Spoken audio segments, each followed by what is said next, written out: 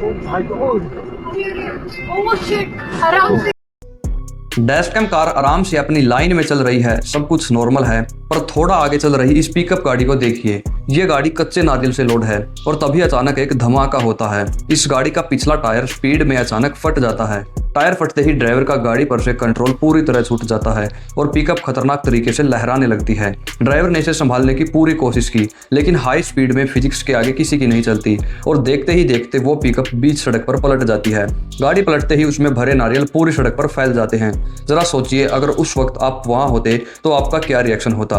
और यहाँ पर सबसे बड़ी ध्यान देने वाली बात यह है कि इस हादसे में पिकअप वाले का काफी नुकसान हुआ। गाड़ी डैमेज हुई और सारे नारियल सड़क पर बिखर गए, लेकिन सबसे राहत की बात यह रही कि इस भयानक एक्सीडेंट में किसी की जान नहीं गई और पीछे चल रही दूसरी गाड़ियां इसकी चपेट में आने से बच गई। और इसके पीछे सबसे बड़ा कारण है सेफ डिस्टेंस, यानी सुरक्षित दूरी बनाए रखना।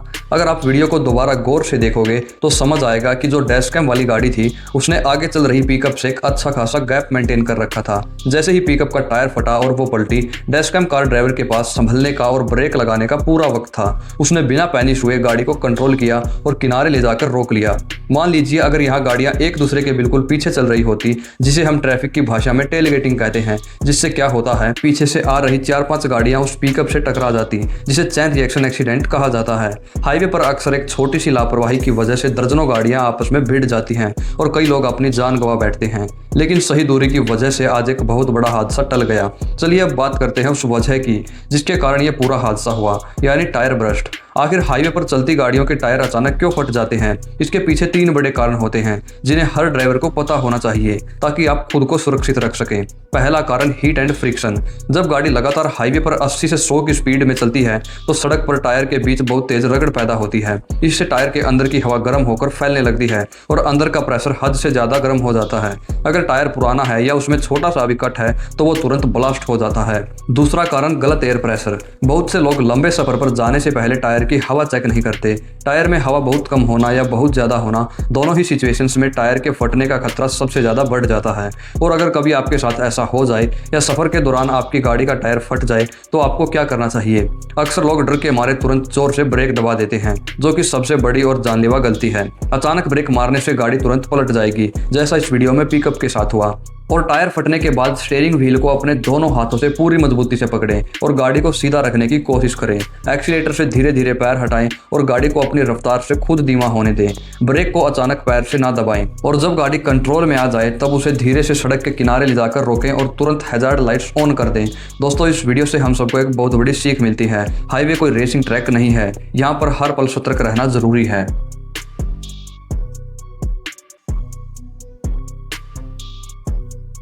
दोनों तरफ से गाड़ियां आराम से आ जा रही हैं। डैशकैम कार भी आराम से अपनी लाइन में चल रही है, लेकिन तभी सामने से एक ट्रक आता है और उस ट्रक के ठीक पीछे से आती है इनोवा गाड़ी। अब यहाँ ध्यान देने वाली बात यह है कि इनोवा चलाने वाले को साफ साफ दिख रहा है कि सामने से गाड़ी आ रही है, 2 वे रोड है, स्पेस बहुत कम है, फिर भी वो शख्स एक बेहद डेंजरस ओवरटेक करने की कोशिश करता है। आप खुद सोचिए, ऐसी ड्राइविंग को आप क्या कहेंगे? ये ड्राइविंग नहीं, ये सीधा सीधा मौत को दावत देना है। यहाँ पर एक भयानक हेड ऑन क्लोजिंग यानी आमने सामने की टक्कर भी हो सकती थी, और अगर आमने सामने की टक्कर इतनी स्पीड में होती तो अंजाम क्या होता, ये सोचकर ही रूह कांप जाती है। वो तो शुक्र मनाइए इस डैशकैम कार के ड्राइवर का, जो बेहद अलर्ट था।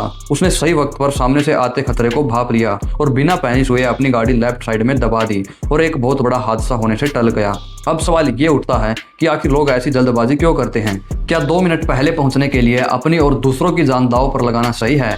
आपने अक्सर देखा होगा सड़क पर कुछ लोगों को एक अजीब सा ईगो प्रॉब्लम होता है। अगर उनके आगे कोई बड़ा ट्रक या स्लो व्हीकल चल रहा है तो उनसे 20 सेकंड भी पीछे नहीं चला जाता। उन्हें लगता है कि बस किसी तरह इसको ओवरटेक कर लूं, चाहे सामने से मौत ही क्यों ना आ रही हो। इनोवा वाले ड्राइवर ने यहाँ 2 सबसे बड़ी गलतियां करी। पहली गलती, एक तो टर्न था, जहाँ आगे रास्ता पूरा क्लियर नहीं दिख रहा था, वहाँ ओवरटेक करने का फैसला किया। दूसरी गलती, सामने से आती हुई कार को देखने के बाद भी ब्रेक लगाने की जगह स्पीड और बढ़ा दी। इसी तरह की लापरवाहियां सड़क पर हादसे की सबसे बड़ी वजह बनती हैं। लोग सोचते हैं मैं निकल लूंगा, सामने वाला ब्रेक मार लेगा, लेकिन अगर इस केस में डैशकैम कार का ड्राइवर थोड़ा सा भी डिस्ट्रैक्ट होता, मोबाइल फोन देख रहा होता या ध्यान कहीं और होता तो आज ये वीडियो किसी एक्सीडेंट की खबर बन चुकी होती।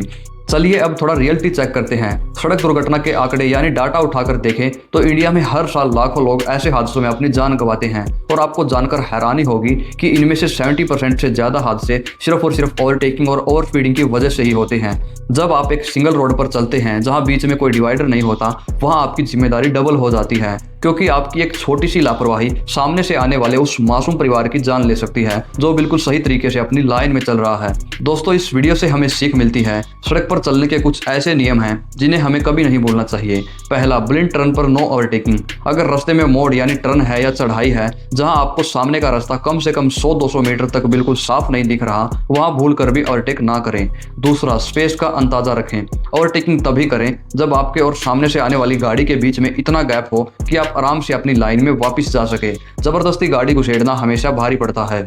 तीसरा, इंडिकेटर और हॉर्न का यूज। हमेशा ओवरटेक करने से पहले आगे वाली गाड़ी को सिग्नल दें और राइट साइड का इंडिकेटर जरूर ऑन करें। और हैवी व्हीकल्स का ध्यान रखें। ट्रक और बस के पीछे हमेशा एक ब्लिंड स्पॉट होता है। जब तक ट्रक ड्राइवर आपको साइड ना दे या रास्ता पूरा क्लियर ना हो, तब तक उनके पीछे सब्र से ही चलें। और सबसे जरूरी बात, डिफेंसिंग ड्राइविंग। इस वीडियो में जो डैशकैम कार के ड्राइवर ने किया उसे ही डिफेंसिंग ड्राइविंग कहते हैं। इसका मतलब है कि सड़क पर चलते वक्त आपको सिर्फ आपकी ड्राइविंग पर भरोसा नहीं करना है, बल्कि ये मानकर चलना है कि सामने वाला गलती करेगा ही करेगा। अगर आप सड़क पर अलर्ट हैं, आपकी स्पीड कंट्रोल में है और आपका ध्यान पूरी तरह रास्ते पर है, तो आप सामने वाले की गलती के बाद भी खुद को और अपनी गाड़ी को सुरक्षित बचा सकते हैं, जैसा कि इस डैशकैम कार के ड्राइवर ने किया। दोस्तों, घर पर कोई आपका इंतजार कर रहा है। 2 मिनट की जल्दी आपको जिंदगी भर के लिए सुला सकती है। इसलिए सड़क पर सब्र रखें और जिम्मेदार नागरिक बनिए।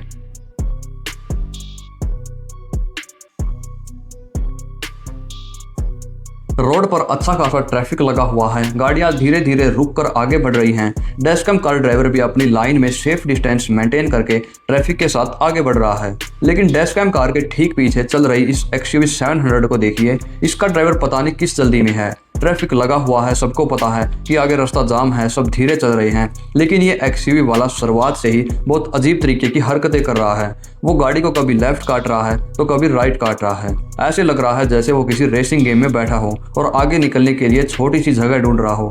कभी वो बिल्कुल डैशकैम कार के बम्पर के पास आ जाता है, फिर अचानक थोड़ा पीछे चला जाता है। जब आगे पूरी लाइन लगी हुई है तो इतनी चुल क्यों मची है? ये लेफ्ट राइट करके कहाँ निकल जाएगा? लेकिन नहीं, इनको तो अपनी अलग ड्राइविंग दिखानी है। जब आगे वाली गाड़ियां रुकती हैं तो डैशकैम कार भी आराम से ब्रेक लगाकर रुक जाती है, लेकिन ये XUV वाला बिना ब्रेक मारे सीधा आकर डैशकैम कार को पीछे से ठोक देता है। टक्कर इतनी जोरदार थी कि गाड़ी के अंदर बैठा ड्राइवर अचानक हिल जाता है।